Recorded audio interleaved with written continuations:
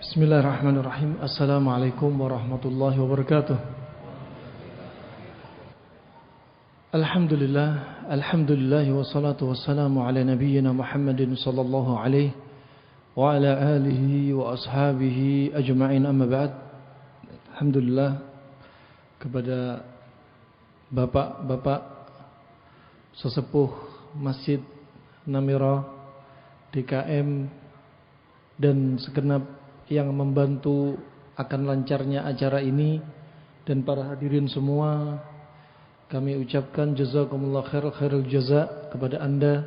Semoga Allah lipatkan kebaikan Anda dari semangatnya Anda untuk bisa menghadiri majelis-majelis ilmu, majelis-majelis yang dibacakan padanya qala Allah wa qala Rasulullah sallallahu alaihi wasallam, yang para ulama berwasiat sebaik-baik ibadah setelah ibadah fardu adalah ibadah menuntut ilmu.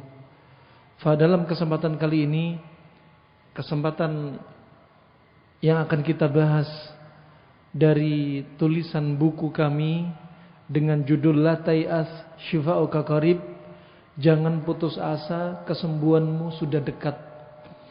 Sengaja kami tulis buku ini karena ini termasuk cabang dari cabang ilmu yang dibawa oleh Nabi, yang dibahas oleh para sahabat, juga oleh para ulama di masa silam, terkait dengan kesehatan, terkait dengan penjagaan kesehatan dan pengobatan penyakit. Ilmu semacam ini adalah ilmu yang sebenarnya sangat jarang dibahas oleh kaum muslimin, yang sampai-sampai disebutkan Harmalah kana Syafi'i yatalahhaf ma dhayya'al muslimun min ilmi tibb. Dulu Imam Syafi'i sangat sedih dengan apa yang sudah disia-siakan oleh kaum muslimin dari ilmu pengobatan. Kemudian berkata Imam Asy-Syafi'i rahimahullah, wa huwa thuluthul ilm. Ilmu pengobatan adalah sepertiga ilmu. Wa wakkalu 'alal yahudi wan nasara. Sedangkan kondisinya kaum muslimin sekarang menyerahkan ilmu pengobatan kepada Yahudi dan Nasara. Ini yang sangat disesalkan oleh Imam Syafi'i. Ilmu pengobatan banyak disia-siakan. Padahal ilmu tibbun nabawi termasuk salah satu cabang dari ilmu syariat.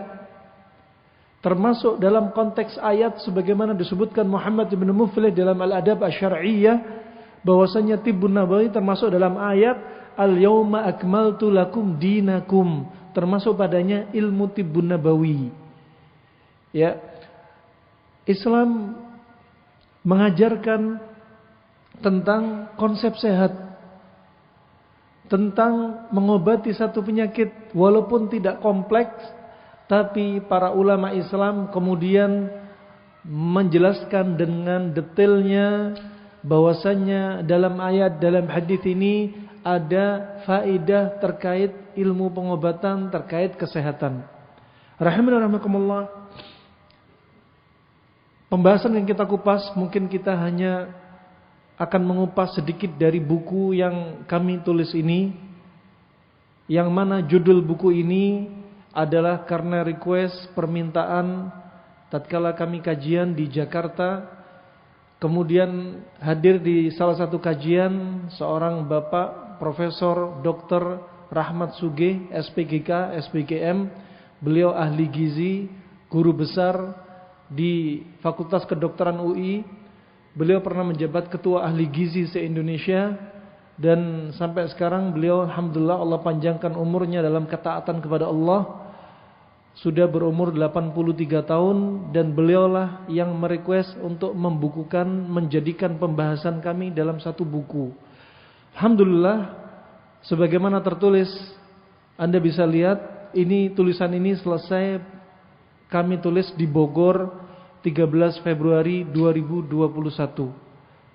Alhamdulillah, hampir 1 tahun buku ini, dan sudah terjual ribuan eksemplar. Dan tidak sengaja ternyata banyak yang mengambil manfaat. Ada di antara kaum muslimin setelah membaca buku ini dengan izin Allah, ada yang sembuh dari penyakit yang ringan hingga penyakit berat. Yang kami tidak sangka-sangka ternyata ada hikmah yang sangat dahsyat. Dari penyakit yang ringan seperti ketumbe sampai kasus kanker dengan izin Allah sembuh hanya dengan makanan. Makanya Hippocrates, bapak kedokteran Yunani, sudah berwasiat, selama satu penyakit diobati dengan makanan, maka jangan diobati dengan cara yang ekstrim seperti operasi. Ini ajaib. Ya, sekitar 700 tahun sebelum Nabi lahir sudah diwasiatkan oleh Hippocrates. Rahimakumullah, tidak ingin berpanjang lebar, kita ingin masuk pada buku ini. Jangan putus asa, kesembuhan kamu sudah dekat. La tai'as, artinya jangan putus asa. Kenapa? Karena putus asa adalah sifatnya orang Yahudi, sifat asal orang Yahudi. Kaum muslimin gak boleh putus asa. Kaum muslimin tidak boleh berputus asa dari apa? Rahmat Allah, dari kesembuhan. Ketika kita sehat, bagaimana caranya biar tetap sehat sehingga istiqomah ibadah? Ketika ada yang sakit, bagaimana caranya sehat tanpa ada banyak efek samping? Kemudian apa? Judul berikutnya, Syifa'uka qarib, kesembuhan kamu sudah dekat. Ini adalah untuk menghibur kaum muslimin. Kalau sakit gak usah terlalu banyak dipikir, jangan terlalu banyak sedih. Kesembuhan itu sudah dekat. Sebagaimana disebutkan seorang penyair, Abul Atahiyah, juga Ibnu Mas'ud, dia berkata, kullu ma huwa atin fahuwa qarib, fa yaumul qiyamah qarib. Segala sesuatu yang akan datang itu dekat, termasuk hari kiamat itu juga dekat. Ini judul ini kami ambil dari syair tersebut. Jangan putus asa, kesembuhanmu sudah dekat. Kesembuhan kita sudah dekat. Anda yang sakit, sebentar lagi Anda sembuh. Itu termasuk bimbingan Nabi. Kalau ada orang sakit, jangan ditakut-takuti. Umur Anda sisa 6 bulan lagi. Jangan. Bilang, bentar lagi sembuh, santai aja. Allah akan angkat penyakit Anda. Itu untuk menghibur, membesarkan hati kaum muslimin. Jangan ditakut-takuti. Anda kalau kena COVID modelnya kayak gini, ntar lagi lihat aja, hitungan berapa jam Anda tewas. Ini bukan bimbingan Nabi. Makanya Nabi bersabda, basyiru wa la tunafiru, taisiru wa la tu'asiru. Kasih kabar gembira. Jangan dibikin kaum muslimin kabur. Di alun-alun dipasang pocongan. Jangan. Tambah takut kaum muslimin. Sudah dengar ambulan, di dalamnya nggak ada orangnya, puter-puter sirinenya, keliling ke sana kemari, ambulan pasang pocongan, sudah takut ditambahi takut, sudah jantung ketimpa tangga. Jangan, kasih semangat kaum muslimin. Ketika kaum muslimin dibikin takut, saat itu imunnya tambah turun. Saat imunnya turun, tambah potensi kena wabah. Tingkatkan keimanan mereka, tawakal kita, ya, tawakal kaum muslimin. Itu rahimakumullah. Banyak yang enggak diamalkan di musim pandemi ini terkait dengan sehat dan sakit. Nah, ini la tayas syifa'uka qarib. Ini hiburan bagi orang yang sakit. Nih, bentar lagi sembuh, enggak usah khawatir.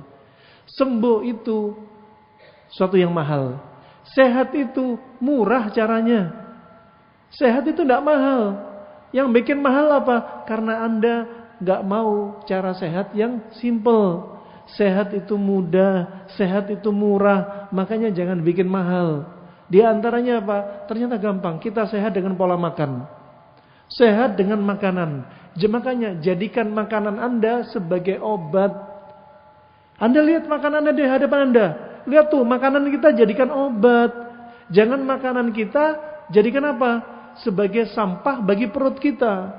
Kalau Anda nggak menjadikan makanan sebagai obat, ngumpul penyakit di perut, terpaksa Anda pulang dari apotik, semua obat ada, akhirnya apa? Obat apotik jadi menu makanan Anda.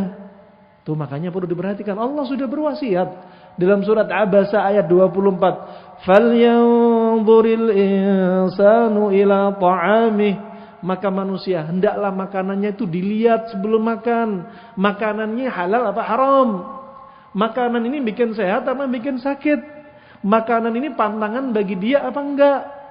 Jangan sampai seperti yang disifati Allah bagi orang-orang yang enggak beriman kepada Allah. Apa kata Allah Subhanahu wa taala? "Walladzina kafaru yatamatta'un wa ya'kulun kama ta'kulul an'am." Orang-orang kafir, mereka itu kalau makan, makannya merasakan lezat, enaknya makanan itu seperti binatang ternak makan. Kaum muslimin enggak. Diajarin sama Allah, diajarin sama Nabi. Lihat nih makanan, bikin sehat apa bikin sakit? Sehat, sakit, gemuk, kurus, is your choice. Pilihan Anda. Jangan ketika sudah sakit darah tinggi, asam urat, kolesterol, kanker. Alhamdulillah saya sabar dengan penyakit saya. Saya sabar dengan takdir Allah. Oh, yang makan Anda yang disalahin takdir Allah. Nah ini rahimahumullah. Semua ada sebab, ada musabab, ya, ada akibatnya. Nah, kita masuk pelan-pelan. Apa yang perlu kita pelajari? Ternyata Islam itu memandang kehidupan dan kesehatan. Islam itu enggak membiarkan umatnya itu terjatuh dalam penyakit. Ya. Kemudian kita bahas konsep sehat sakit dari sudut pandang kedokteran klasik dan modern. Kemudian akan kita bahas solusi pengobatan dan penjagaan kesehatan dengan konsep panas dingin. Ini rahasia yang akan kita kupas.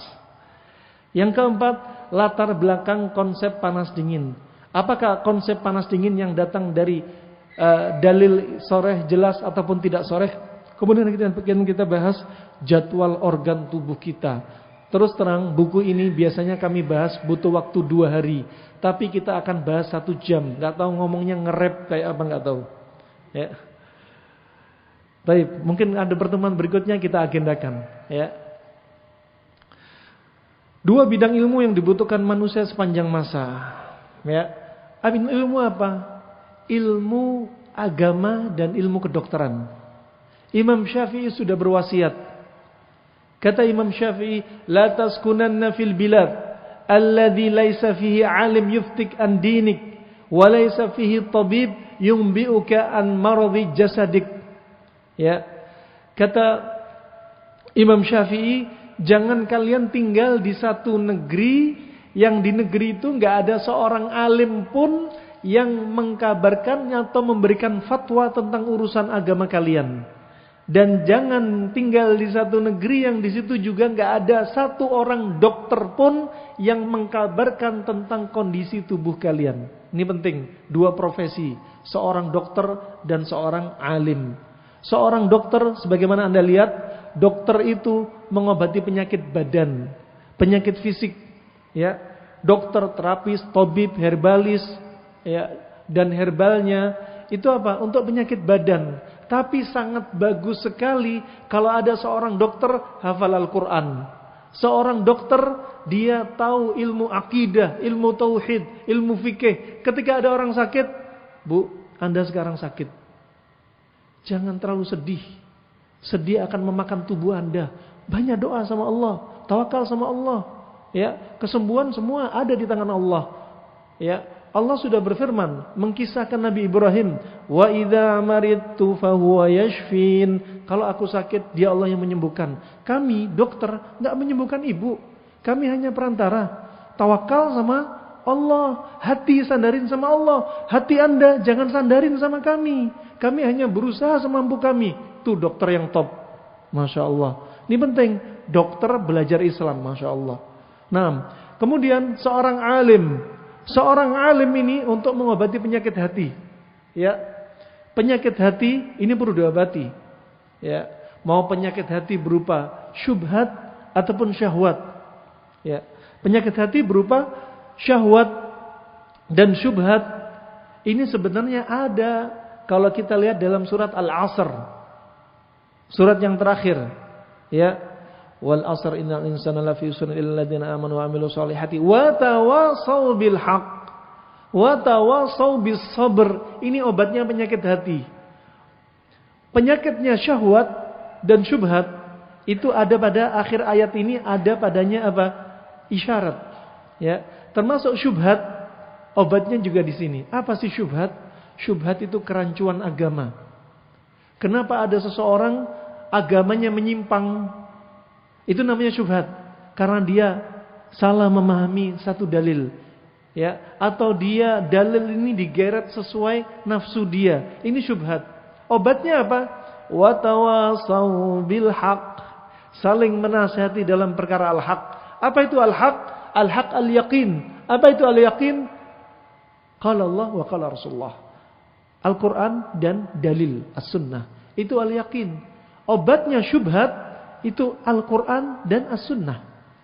Sehingga kalau ada syubhat, kembalikan kepada Al-Quran dan sunnah dengan pemahaman para sahabat radhiyallahu anhum ajma'in. Nah, ini obatnya, ini ada dalam surat Al-Asr, ada isyarat. Kemudian kalau ada syahwat, ya, syahwat dari kemaluannya, nasallahu afiyah, syahwat dari perutnya, syahwat dari kedudukan, syahwat jadi pengen jadi orang terkenal, syahwat, ini semua syahwat. Ya, obatnya apa? Wa tawasau bis sabr. Saling menasihati dalam perkara sabar. Karena sabar itu dibagi menjadi 3. Sabar untuk selalu menjalankan ketaatan kepada Allah. Kemudian kedua, sabar untuk tidak berbuat maksiat. Dan yang ketiga, sabar dengan takdir Allah. Ya, itu penting. Makanya Nabi bersabda, nu'minu bil qadari khairi wa syarri huluwi wa murrih. Kita beriman kepada Allah, takdir baiknya dan buruknya, manis dan pahitnya takdir, itu penting. Nah, ini rahimakumullah jami'an. Kemudian kaitan cintanya Allah dengan kesehatan hambanya. Allah berikan kita kesehatan, kadang Allah beri kita penyakit. Allah kalau beri kita musibah, cobaan, itu tanda kecintaan Allah kepada kita. Jangan sampai ada yang bangga, alhamdulillah dari saya lahir sampai detik ini saya nggak pernah sakit. Jangan bangga. Justru ini tanda-tanda penghuni neraka. Selama hidupnya nggak pernah sakit. Hati-hati. Seneng dong kalau pernah sakit. Ya, Nabi ketika berjumpa dengan seorang lelaki Badu kuat, ya, orang Badu ini kuat, nggak pernah sakit, badannya keker. Sebagaimana diriwayatkan dari Abu Hurairah, riwayat Imam Ahmad, juga riwayat Imam Bukhari dalam Adabul Mufrad disahkan Syalbani rahimahullah. Nabi bertanya kepada laki-laki Badu ini, hal asabaka umumil dam? Kamu pernah kena penyakit umumil dam? Umumil dam bukan namanya perempuan, namanya penyakit. Jangan salah paham, ya. Kemudian apa kata orang Badu ini? Ma umumil dam? Apa itu umumil dam? Kata Rasulullah, al-hararah bainal jild wal adhalat. Umumil dam adalah panas, demam antara kulit dan otot. Kemudian kata orang Badu ini, ma asabani umumil dam abada. Aku enggak pernah kena demam selamanya. Kemudian Nabi bertanya lagi, hal tasaddaqta? Apakah kamu pernah kena pusing? Orang Badu menjawab, mas sudah. Apa itu pusing? Demam gak paham, pusing gak paham, saking gak pernah ngerasain. Nah, kemudian Nabi jelaskan. Di sini dalil. Bismillah. Maaf ya kalau nge-rap sedikit. Ya, yang pengen lihat rekamannya silakan nanti di Namira nanti. Kalau pengen ngulang kajiannya. Apa itu pusing? Nabi sebutkan sebabnya pusing, kronologinya pusing disebutin Nabi. Apa itu pusing? Rihun ya'taridu fir ra's wa yadribu al-'asab. Yaitu angin yang numpuk di kepala dan dia menekan saraf. Ini teorinya Cina klasik sama Arab klasik hampir sama. Dari hadis ini diambil kesimpulan dan mereka teliti, ternyata penyebabnya stroke, vertigo, pusing adalah uap yang menumpuk di kepala. Makanya kalau antum lihat, bapak ibu lihat, kalau ada orang kena stroke, dikasih resep obat Cina, lihat komposisinya, perlu dibaca. Belajar untuk memahami dan tahu komposisi satu obat. Pernah saya cek, ternyata di dalamnya ada liver atau limpanya ular. Untuk ngusir hawa uap yang ada di kepala. Mereka sudah pakai konsep sama dengan yang disebutkan kedokteran klasik. Ya, kalau umat Islam nggak mau. Ya, umat Islam masih ada cara yang halal yang lainnya untuk apa? Menghilangkan uap di kepala, seperti di fasdu, cara pengobatan klasik. Arab klasik, ya, walaupun nggak sabit dari Nabi, sering dipakai. Bisa, kata Ibnu Qayyim, bisa menggunakan bawang putih untuk menghilangkan uap di kepala, bisa menggunakan kustul hindi untuk menghilangkan uap di kepala. Simple. Kemudian setelah orang Badu ini pergi, apa kata Rasulullah? Barang siapa yang ingin melihat ciri-ciri penghuni neraka, lihat laki-laki tadi. Seumur hidupnya nggak pernah sakit. Tuh, hati-hati, ya. Jangan merasa strong, nggak pernah sakit nih. Ya. Alhamdulillah sakit, pernah sakit, alhamdulillah. Walaupun sakit gigi, lebih baik daripada sakit hati. Nah, berikutnya konsep sehat dan konsep sakit. Orang mendefinisikan sakit beraneka ragam dengan definisi. WHO dengan definisi sangat panjang, nggak usah kita baca. Kemudian Cina, enak definisinya orang Cina. Sehat itu apa sih? Enak makan, enak tidur, enak perasaan. Enak kan, simple. Anda jangan bilang sehat kalau sebelum makan minum obat sakit mah. Setelah makan minum pengencer darah. Setelah makan minum darah tinggi. Nah, ini berarti Anda nggak sehat, ya. Atau ketika sedang makan, habis makan, ya Allah perutku melilit, ya. Penyakitnya orang zaman sekarang kalau habis makan ngeluh. Kenyang rek, perutku rek. Habis makan kok kenyang gini ya, gitu. Orang zaman dulu makan itu sampai kurang-kurang. Penyakitnya orang zaman dahulu seringnya apa? Kurang nutrisi, busung lapar, kurang protein. Penyakitnya orang sekarang gula darah lebih naik, kolesterol naik, asam urat naik, berat badan naik, perutnya mancung dan lain sebagainya. Ini penyakit zaman sekarang. Nah, makanya kalau enak makan, itu sehat. Tapi bukan berarti enak makan terus makannya remnya blong, semua dimasukin.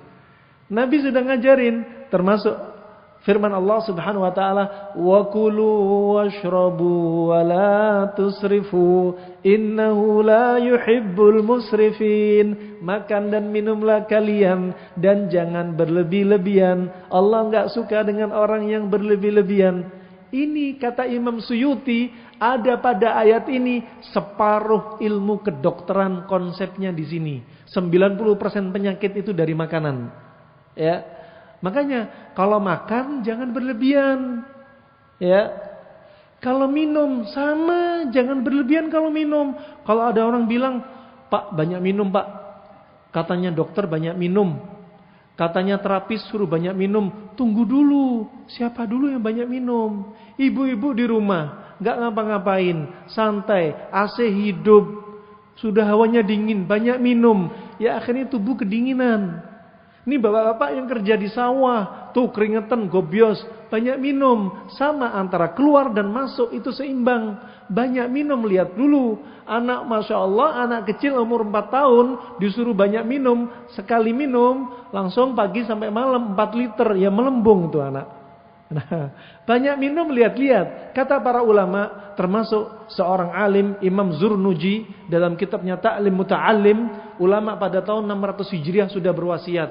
Kalau kebanyakan minum, dia akan menjadi pemalas. Kenapa? Air sifatnya dingin. Kalau kebanyakan dingin dalam tubuh, tubuh kedinginan. Ginjal jadi apinya redup. Jantung juga redup. Jadinya apa?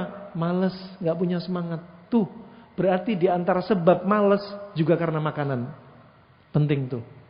Banyak minum juga disebutkan oleh Abul Husain Al-Baghdadi. Dalam kitabnya Al-Mughni, seorang ulama sekitar tahun 400 Hijriah, dia sudah berwasiat kalau tubuh terlalu dingin, hafalannya lemah, enggak konsentrasi karena otak kedinginan. Makanya obat untuk menghafalkan, untuk menguatkan hafalan apa coba? Yang panas-panas, madu. Kemudian jahe, kismis, luban, kemudian ginkgo biloba, propolis. Cuma semua panas-panas. Untuk apa? Menghilangkan kelembapan di otak. Makanya para ulama di masa silam gak menganjurkan. Kalau pengen hafalannya kuat, gak cepat hilang, hilangkan makanan yang rasanya masam-masam dan terlalu banyak dingin. Kebanyakan jeruk nipis. Jeruk nipis masam dan sifatnya dingin. Akhirnya hafalannya berkurang. Ada yang bilang, ya, ini dari sisi makanan. Termasuk yang menghilangkan hafalan apa? Maksiat kita. Hati-hati. kebanyakan ngelihat sesuatu yang haram, itu hafalannya hilang. Ini kita punya teman dari Jember, Masya Allah. Agak sombong dikit gitu ya. Jalan di perjalanan banyak wanita katanya. Ustaz, ana kalau ngelihat wanita hafalan gak berkurang. Ajib. Kok bisa ente bilang gak gitu? Soalnya ana gak punya hafalan katanya. Wah, nah ini ngeprank ini. Ini subhanallah juga kalau tubuh kita terlalu dingin, apa yang terjadi? Sama, permisi. Hubungan intim gak bisa, gak move on. Terlalu dingin. Apinya banyak dipadamkan. Coba, itu ulama sudah bahas. Ajib. Wah ini, konsep sehat, sakit pertama, enak makan. Itu penting. Ya. Kemudian, enak tidur. Jangan bilang sehat kalau tidur, ya Allah pipis malam itu 8 kali. Ya. Jangan bilang sehat kalau tidurnya susah. Sebelum tidur minum diazepam. Ya. Sebelum tidur CTM diminum berapa biji. Nah, ini rahimahullah berarti enggak sehat. Kemudian yang ketiga, enak perasaan. Jangan bilang sehat kalau ibu-ibu punya dendam sama suami, nggak sehat nih. Ya. Nah, suami suka ngomongnya, apalagi Jawa Timuran, ceplos-ceplos, jangan jadi baperan. Ya, kalau nuruti omongan suami, kita nggak bisa tidur. Nah, sudah ikhlaskan omongan suami dah. Nah, itu penting. Jangan bilang sehat kalau apa? Kita punya dendam sama tetangga, dendam sama teman, dendam sama kerabat dekat. Jangan bilang sehat kalau kita suka panik, suka was-was. Di musim pandemi lihat siapa yang paling panik, berarti nggak sehat. Nah, ketika panik justru dia malah terancam kondisinya. Ya, santai aja, kita punya Allah, tawakal. Ya, tawakal juga gitu. Sandarin hati sama Allah, juga ngambil sebab, ya. Ambil sebab tawakal, di antaranya apa? Di musim pandemi pakai masker, tapi jangan berlebihan, pakai masker 10 lapis. Jaga jarak 10 meter.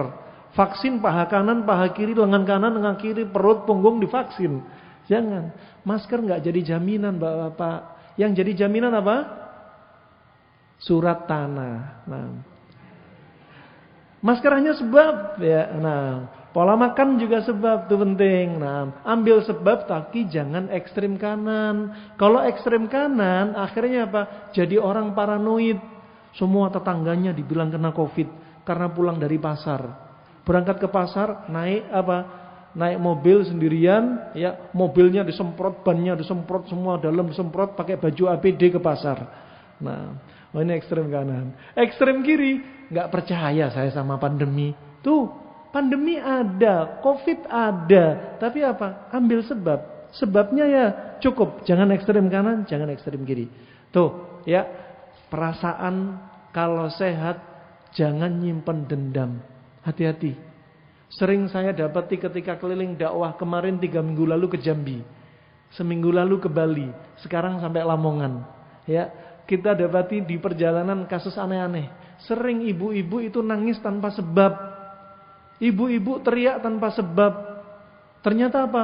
Banyak dendam sama suaminya. Diruqyah muntah-muntah. Nah, apa? Perasaan kita, kalau kita nggak move on dari perasaan-perasaan ini, jin masuk dari pintu ini. Makanya hati-hati. Selalu manage hati kita. Perasaan sedih, hati-hati. Bisa nimbulin penyakit. Contoh, perasaan yang nggak sehat terjadi pada Nabi Yakub. Allah berfirman dalam surat Yusuf ayat 84, "Wabyaddat 'ainahu minal husni fahuwa kadhim." Dan kedua mata Nabi Yakub buta, memutih. Karena apa kata Allah? Karena sedih. Karena apa kata Allah? Termasuk kadhim, sedih, berpisah dengan putra kesayangannya Nabi Yusuf sekitar 40 tahun. Panik, kenapa? Khawatir terjadi apa-apa dengan Nabi Yusuf. Marah, kenapa? Marah sama saudara-saudaranya Nabi Yusuf. Itu numpuk perasaan itu semua. Selama hampir 40 tahun. Akhirnya Nabi Yakub buta sekitar 6 tahun. Kenapa buta? Karena sedih. Dibahas sama seorang dokter dari Mesir. Apa kaitan sedih sama buta? Coba bayangin. Makanya ibu, bapak jangan banyak sedih. Semua kita punya masalah, kembalikan sama Allah Subhanahu wa taala. Ya. Ternyata kalau orang sedih, dalam ilmu kedokteran modern disebutkan, kalau orang sedih adrenalinnya naik. Kalau adrenalin naik, insulin turun. Kalau insulin turun, gula darah naik. Kalau gula darah naik, kenalah katarak diabetik. Ternyata katarak itu apa? Di antara sebabnya karena sedih. Sebanyak sebab, tapi salah satu sebabnya kejiwaan pengaruh. Adapun dari kedokteran Cina klasik dan dokter Arab klasik, teori sudut pandangnya lain, tapi sangat ilmiah. Kalau orang sedih kira-kira sifatnya panas apa dingin? Panas. Kenapa? Lihat, orang sedih sensitif diajak bicara. Orang sedih sering sakit mah. Orang sedih tensinya naik. Orang sedih gak bisa tidur. Itu semua sifatnya panas. Ginjal terbakar. Ya. Makanya kalau orang sedih, sering sedih, rambutnya putih. Kulitnya keriput. Telinganya berdenging. Kepala keliengan. Mata kabur. Tangan bergetar. Sering pipis. Itu semua tandanya. Coba bayangin. Kenapa? Ginjal dikuras apinya. Ya. Ginjal dikuras apinya. Kalau ginjal dikuras apinya, api ginjal ke jantung berkurang, redup. Sehingga jantung untuk memompa darah ke seluruh tubuh sudah enggak maksimal. Darah ke otak berkurang. Sehingga apa? Kepala keliengan. Darah ke telinga berkurang. Sehingga telinga berdenging. Darah ke mata berkurang. Sehingga mata kabur. Ya, kemudian darah ke seluruh tubuh berkurang. Sehingga apa? Tremor, Parkinson. Termasuk permisi, orang yang stres sedih, lihat, nggak akan ngajak datang istrinya, Dek, ayo dek, jatahnya malam ini. Nggak ada orang sedih kayak gitu. Kenapa? Karena nggak ada, darahnya sudah nggak ada ke bawah, ke atas sudah nggak nyebar. Ya, adanya gemeter, Dek, ayo dek, nggak mungkin kan? Nah, ini rahmatullah sangat masuk akal sekali teorinya. Nah, makanya move on dari rasa sedih. Sampai Nabi ngajarin doa. Ini dalil bahwasanya sedih itu menimbulkan dampak fisik. Dalilnya apa? Contohnya, Nabi bersabda, Allahumma inni a'udzubika min jarin su' wa min zaujin tushayyibuni qabla al-mashib. Doa yang diajarin Nabi. Ya Allah, jauhkan aku dari tetangga yang akhlaknya buruk. Kenapa? Tetangga akhlaknya buruk bikin dongkol, bikin marah, sedih, sakit hati terus, ya. Kemudian apa kata Rasulullah? Ya Allah, lindungi aku dari pasangan hidup yang membuat ubanku keluar duluan sebelum tuaku. Nah, kalau ada ibu-ibu rambutnya cepat putih, ini suaminya suka bikin masalah sama ibu-ibu. Kalau ada bapak rambutnya cepat keluar putih, ini ibu-ibu bikin masalah. Kalau dua-duanya putih, nah, sama-sama bikin masalah nih. Ini penting menunjukkan apa? Sedih, amarah, apa? Akhirnya keluar, dampak fisik keluar. Makanya paling enak move on dari rasa sedih. Ini kita bahas apa tadi? Enak perasaan. Hilangkan semua itu. Nah, ini rahimahumullah jami'an. Adapun dokter Arab klasik menyebutkan tentang sehat sakit. Sakit adalah satu kondisi yang tidak seimbang dari tubuh ini dari kondisi normalnya. Contoh ya. Ini kondisi normal kita di tengah. Normal. Ada kalanya kondisi normal kita akan bergeser ke kanan. Apa sebabnya? Makanan. Kalau bapak, ibu-ibu sering makan panas ketemu panas, akan muncul penyakit sifatnya panas. Ini contoh. Bapak sering makan ayam sama nasi. Ayam itu panas, nasi itu panas. Kambing sama nasi, kambing panas, nasi panas. Panas ketemu panas sering terus menerus akan timbullah penyakit yang sifatnya panas. Apa penyakit sifatnya panas? Darah tinggi, kolesterol, asam urat, kencing manis, kanker. Ya, ini contoh. Sebaliknya, kalau ada orang sering dari normal dia konsumsi dingin ketemu dingin akan muncul penyakit sifatnya dingin. Apa contohnya penyakit sifatnya dingin? Asma. Ya, lemah syahwat, ya, kemudian vertigo, migrain, ya, kemudian COVID juga masuk sini. Nah, makanya kalau ada orang punya penyakit panas, obatnya apa? Contohnya darah tinggi, obatnya apa? Makan timun, semangka, seledri, dingin. Biar apa? Biar kembali ke titik seimbang. Orang yang dingin, punya penyakit dingin, lihat, orang kena rematik dingin. Obatnya rematik, kalau Anda lihat herbalnya isinya apa? Cabai Jawa, jahe, ginseng, madu, habatus soda, semuanya sifatnya panas. Biar apa? Kembali ke titik seimbang. Nah, itu ya, itu konsep. Berikutnya, faktor penyebab sakit ada 3. Ya, faktor penyebab penyakit kalau dari dalam tubuh kita, dari yang Anda baca itu, semua faktor disebutkan itu, yang terbesar dari dalam diri kita adalah kejiwaan. Jiwa adalah faktor terbesar dari penyebab penyakit dari dalam tubuh kita. Kemudian kalau dari faktor dari luar, penyebab penyakit 90% adalah makanan kita. Nah, adapun teori tentang virus bakteri adalah teori kedokteran modern. Ini konsep sehat sakit dilihat dari mayoritas penyebab penyakit disebutkan oleh Al-Harith bin Kaldah. Dia adalah dokter yang hidup di zaman Nabi. Dia berwasiat, ya, penjagaan dari pantangan penyakit adalah inti dari obat. Dan perut itu adalah sarangnya penyakit. Maka kembalikanlah tubuh pada kondisi yang normal.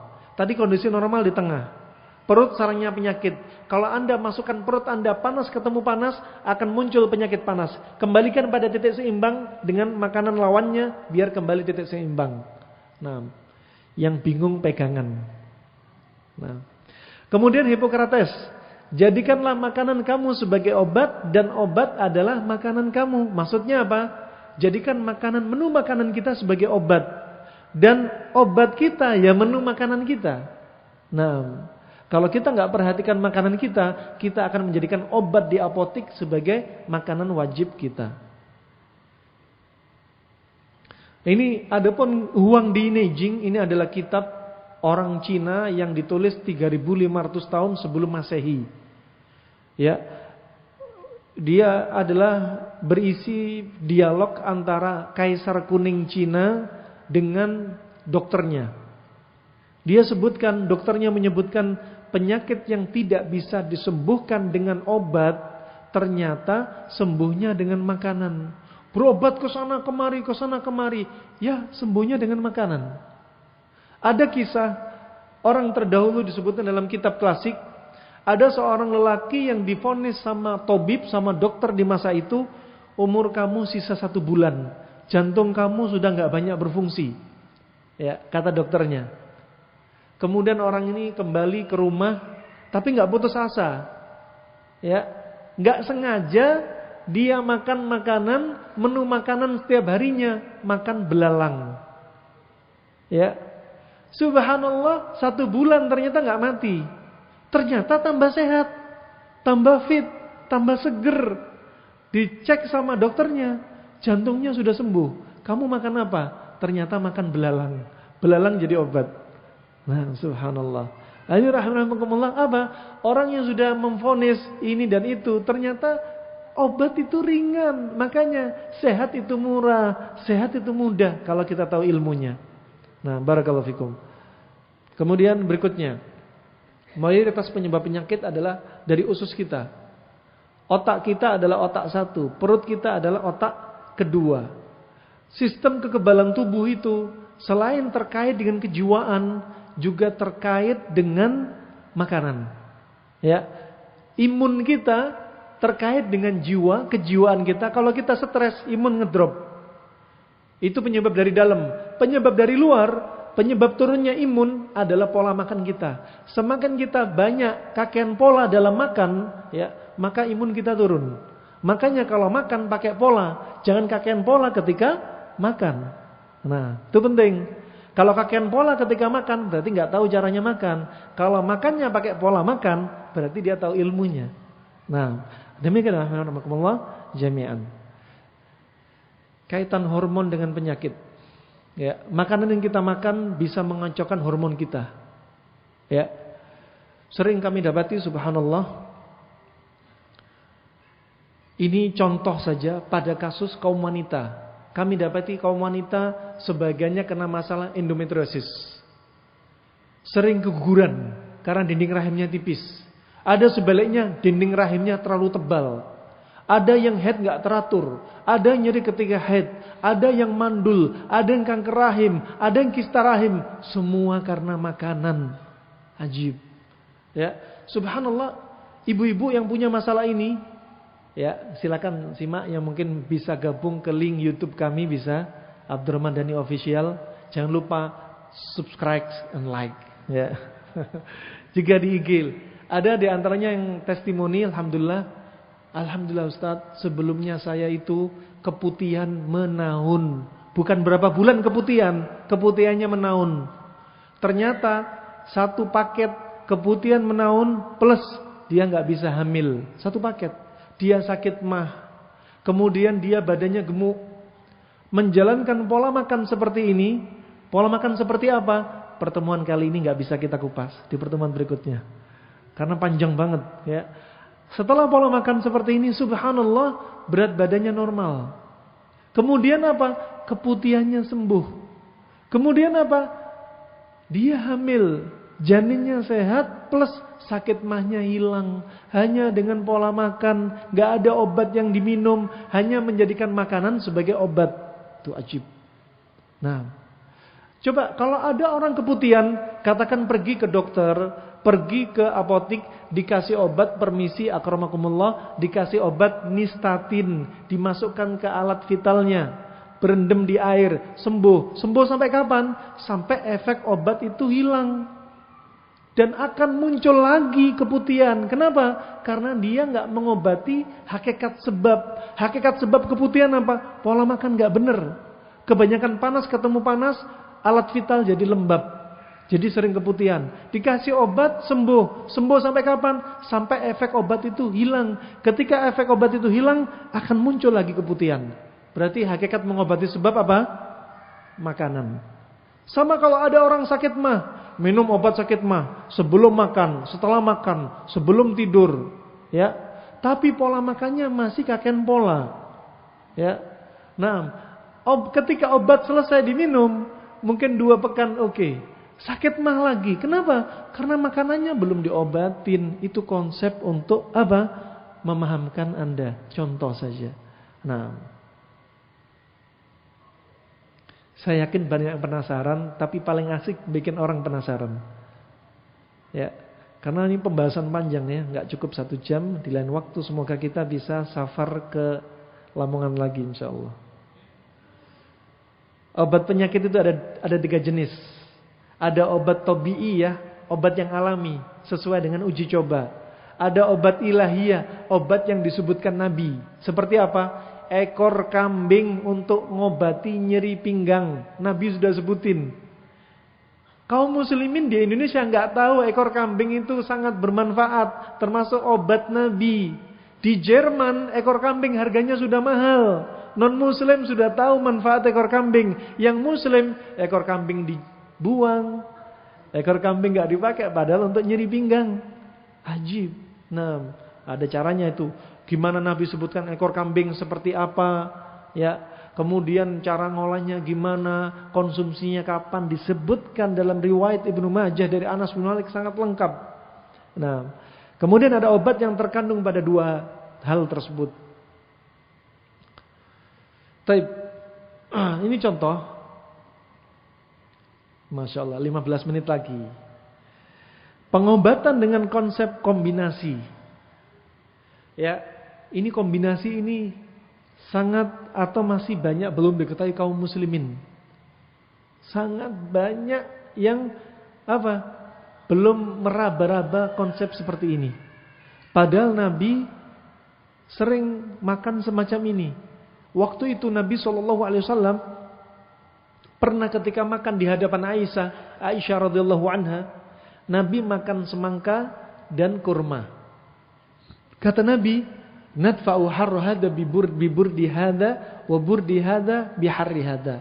Kita netralkan panasnya kurma dengan dinginnya semangka. Dinginnya semangka dengan panasnya kurma. Itu untuk menyeimbangkan hormon kita. Di dalam tubuh kita ada organ tubuh sifatnya panas, ada dingin.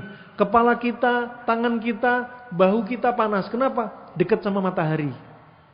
Bagian perut ke bawah rata-rata dingin, paha dingin. Kenapa? Karena jauh dari matahari. Itu diantara konsep Cina dan sangat masuk ilmiah sekali. Kemudian di dalam organ tubuh kita juga ada organ yang sifatnya panas, ada yang dingin. Nah, makanya ketika makan panas dingin selalu ingin menyeimbangkan. Kalau Anda kebanyakan makan panas ketemu panas terus, semua organ kepanasan, akan muncul penyakit juga sifatnya panas. Itu sangat simpel. Termasuk di musim pandemi Covid sangat penting konsep ini. Kalau kita salah makan menyebabkan tubuh kita lembab, hidung kita lembab, tenggorokan lembab, paru-paru lembab, walaupun pakai masker 10 lapis, di ujung masker diisolasi, akan ada saatnya tetap kena wabah. Ini teori sebab. Izin mutlak milik Allah, tapi melalui sebab. Ya, ada yang subhanallah kalau Anda lihat, ada olahragawan, kena Covid juga, padahal sudah olahraga. Ada yang masya Allah hampir 2 tahun masuk rumah, nggak pernah keluar rumah selama musim pandemi. Ternyata kena juga. Kenapa? Virus untuk masuk rumah nggak perlu ketok pintu, bisa lewat bawah pintu, bisa lewat jendela, ya. Kena. Siapa? Yang hidungnya lembab, tenggorokan lembab, paru-paru lembab. Kenapa? Virus, wabah, ya, bakteri mencari media yang lembab. Makanya media yang lembab, hilangkan kelembapan ini dengan sifat lawannya. Lembab lawannya apa? Kering. Dingin lawannya apa? Panas. Orang yang kena Covid rata-rata hidungnya, tenggorokannya, paru-parunya sifatnya dingin lembab. Makanya herbal yang sering dipakai untuk Covid yang sifatnya panas kering. Seperti apa? Kustul hindi, habatus sauda, minyak kayu putih. Itu contoh. Makanya dengan ini caranya simpel. Orang kena Covid justru puasa. Kenapa? Untuk menghilangkan kelembapan tubuh. Ya, tapi tetap memperhatikan tenaganya. Orang yang kena Covid makanya dianjurin apa? Olahraga, tapi olahraganya ringan. Kalau olahraganya berat, bisa saturasi oksigen turun. Orang kena Covid apa? Berjemur di matahari. Nah, fa ini rahimakumullah. Ya, kalau saturasi oksigen sudah ngedrop banget, ya nggak boleh banyak gerak, nggak boleh banyak bicara. Dengan konsep panas dingin ini, itu kita praktekkan pada makanan. Anda kalau makan ada panas, ada dingin. Tapi ini apa? Sifatnya, bukan rasanya. Kalau Anda pahami rasanya, ya jadinya makan bakso setelah itu es degan, panas dingin. Yang kita maukan di sini sifatnya. Seperti semangka itu dingin, kurma itu panas, sifat. Ya, itu sifatnya, ya. Nah, maka kalau makan ada panas, ada dingin. Misalkan Anda makan nasi kebuli. Nasi kebuli itu ada daging kambing, sifatnya panas, nasi itu panas. Ini panas ketemu panas. Kalau Anda nggak ada pendinginnya, potensi sekali untuk darah naik, asam urat naik, semuanya naik. Ya, makanya apa? Pakai pendinginnya, timun, labu siem, labu kuning, ya, sawi putih misalkan, untuk mendinginkan sifat panas pada makanan.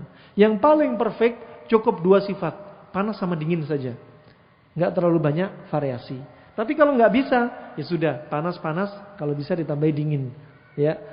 Kemudian panas dingin juga bisa konsep ini digunakan untuk mengobati penyakit. Kalau ada penyakit sifatnya panas, kasih dingin. Kalau ada penyakit dingin, kasih yang panas. Contoh penyakit dingin bukan sembarang dingin, bahkan dinginnya dingin ekstrim. Contoh apa? Pada kasus vertigo, yang kepalanya keliengan. Kalau bergerak habis tidur, bangun langsung cepet-cepetan, langsung tuh kambuh itu. Ya. Di sini orang vertigo adalah orang yang kena dingin ekstrim. Obatnya berarti apa? Panas ekstrim. Ya, obatnya panas ekstrim. Contoh, kalau ada orang kena vertigo, obatnya diantaranya apa? Contoh panas ekstrim, pakai ikan hiu. Ikan hiu ini tinggalnya di pedalaman kan ya, jauh dari matahari ya. Semakin dalam berarti semakin dingin apa semakin panas lautnya? Semakin dingin. Ketika semakin dingin, hiu pasti mempertahankan hawa panasnya ya kan? organ yang mempertahankan hawa panasnya hiu adalah livernya ikan hiu. Makanya obatnya vertigo adalah squalen. Apa? Livernya ikan hiu. Nah, itu simpel sekali. Ya, kalau ada orang vertigo, jangan banyak makan timun. Jangan banyak makan semangka. Ya. Nah, itu contoh. Nah, ini contoh konsep sehat dan sakit. Sebagian orang beranggapan udah makan apa aja, Allah jadikan makanan ini halal kok. Ya, makanan halal itu enggak bikin penyakit. Ini apa? Menyesatkan umat. Ya. Makanan halal itu bisa nyebabin penyakit. Kalau halal ketemu halal, kombinasinya salah. Halal ketemu halal, sering panas ketemu panas, sering dingin ketemu dingin, akan menimbulkan penyakit sesuai dengan kombinasinya. Makanan halal ketemu halal dikombinasi di jam-jam yang enggak direkomendasi. Sering makan malam di atas jam 9, jam 10 malam. Padahal pencernaan perut kita ini sudah mulai berkurang di atas jam 8. Metabolisme enggak maksimal. Jadi kalau Anda makan jam 10 malam, rata-rata apa? Pencernaan enggak maksimal. Jadinya apa? Sisa makanan enggak dicerna. Kalau sisa makanan enggak dicerna, akan timbul pembusukan. Pembusukan ini kalau diisep oleh darah, darah membawa racun. Kemudian apa yang terjadi? Perut juga kembung. Bangun tidur apa? Sering ada perang dunia ketiga antara suami istri. Bum, bum, gitu kan. Perutnya kembung. Nah, perang H2S, ya kan? Ngeri kan? Nah, tidur pakai masker. Kenapa? Bukan takut Covid, takut dibom sama pasangan hidupnya. Nah, ini rahmatullah, badan meriang. Kenapa? Karena apa? Tadi banyak timbul pembusukan. Nah, makanya kalau Anda pengen cepat gemuk, gemuknya gemuk instan, biasakan makan malam di atas jam 10 malam. Ya. Gemuknya enggak sehat. Nah, ini rahmatullah. Tapi sekali lagi, makan malam seperti demikian kami enggak bilang makruh, enggak bilang haram. Silahkan. Ya. Ini apa? Jangan dijadikan rutinitas saja. Kalau kita jadikan rutinitas, khawatir kita sakit. Nah, makanan halal juga akan menjadi penyakit kalau apa? Dia makan dari makanan yang merupakan pantangan bagi dia. Ya, orang kencing manis, makan nasinya 3 piring. Ya, ini berarti apa? Akan menjadikan masalah bagi diri dia. Taib, di antara dalilnya sebagian ulama menjadikan dalil surat Yasin ayat 36. Yang biasa baca surat Yasin, coba ibu-ibu ayat Yasin, surat Yasin 36. Subhanalladzi khalaqal azwaja kullaha mimma tumbitul ard wa min anfusihim wa mimma la ya'lamun. Maha suci Allah yang menciptakan segala sesuatu berpasang-pasangan. Ada laki, ada wanita, ada jantan, ada betina, ada gelap, ada terang, ada siang, ada malam, ada hujan, ada terang, ya. Kemudian ada matahari, ada bulan, ada surga, ada neraka, ada maksiat, ada taubat, ada syirik, ada tauhid, ya. Ada sunnah, ada lawan dari sunnah. Nah, itu ada ion positif, ada ion negatif, semua berpasang-pasangan. Nah, ada benci, ada cinta, ya kan? Ada pasang-pasangan. Nah, kemudian hadis Nabi SAW. Kalau kita lihat Nabi SAW sebagaimana disaksikan Abdullah bin Ja'far, riwayat Imam Bukhari dan Imam Muslim. Katanya Abdullah bin Ja'far, ra'aitu Nabiyya sallallahu alaihi wasallam ya'kulu al-kitha birrutab. Aku melihat Nabi makan timun sama kurma basah. Kurma basah sifatnya panas, kurma yang belum matang, ya, yang masih agak benyek, dan timun sifatnya dingin. Kurma panas, timun dingin, coba. Sahabat melihat Nabi, Nabi sering makan kayak gini. Nabi Allah sudah berfirman, laqad kana lakum fi Rasulillahi uswatun hasanah. Pada diri Rasulullah ada contoh dari urusan agama, juga urusan dunia. Urusan makan, apa yang dimakan Nabi, para sahabat melihat. Tanpa Nabi suruh, sahabat meneliti. Kenapa Nabi makan kurma dengan timun? Ya. Dan ini yang meriwayatkan Imam Bukhari dan Imam Muslim. Kalau kita orang ngapain bahas timun sama kurma, mending bikin resep bagaimana cara bikin rendang yang enak. Ya. Bagaimana cara bikin pecel ala-ala Lamongan, ya kan? Nah, nasi khas Madiun, ya kan? Nah, tapi enggak, mereka bahas apa? Sesuatu yang ringan ini pasti ada manfaatnya yang dilakukan Nabi. Ya, Nabi makan apa tadi? Kurma rutab dengan timun. Pernah Aisyah radhiyallahu anha dari riwayat Ibnu Majah, Aisyah ketika membentuk rumah tangga dengan Nabi yang masih usia sangat belia, 9 tahun, badannya Aisyah itu kurus. Dan ibunya Aisyah, Ummu Ruman, pengen nyenengin Nabi, pengen menyenangkan menantunya yang dia sekaligus seorang Nabi. Tabiatnya laki-laki nggak suka dengan wanita yang tinggal kulit dengan tulang, ya, maunya yang ada isinya. Makanya ibunya Aisyah bikin resep adonan biar Aisyah badannya gemuk. Ternyata semua resepnya apa? Gagal total. Gak lama kemudian ternyata badan Aisyah mulai berisi. Ditanyai sama uminya, "Mada akalti ya Aisyah?" Apa yang kau makan wahai Aisyah? Kata Aisyah, "Akaltu mimma akala bihin Nabi." Aku makan sebagaimana Nabi makan. Makan apa? Timun dengan kurma. Kemudian apa kata Aisyah? Fa asmantu bi ahsanis saman. Gara-gara makan timun sama kurma, tubuhku menjadi tubuh yang berat badannya ideal. Coba bayangin. Gemuknya ideal, tubuhnya standar. Dari kurus naik ke ideal. Coba Anda kalau perhatikan, gajah enggak pernah makan ayam. Gajah enggak pernah makan sate kambing. Ya, tapi gajah makan rumput, bisa gemuk ideal ala gajah. Nah, ternyata apa?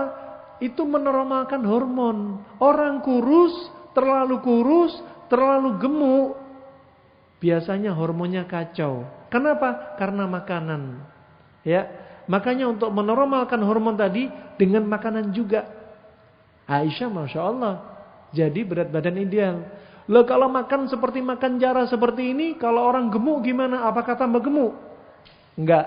Ternyata orang yang gemuk turun ke berat badan ideal juga.